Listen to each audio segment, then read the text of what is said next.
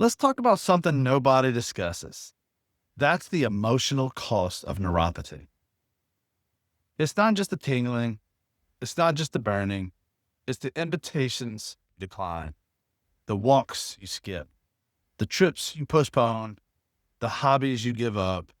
Many people begin organizing their entire lives around their symptoms. But life is meant to be lived. What if you could enjoy a dinner out without worrying about standing up afterwards?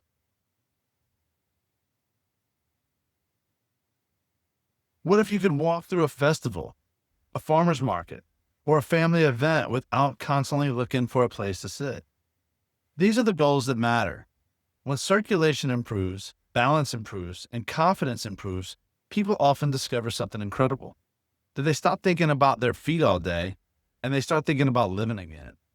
That's the outcome worth pursuing. If this sounds like something you want, then keep following.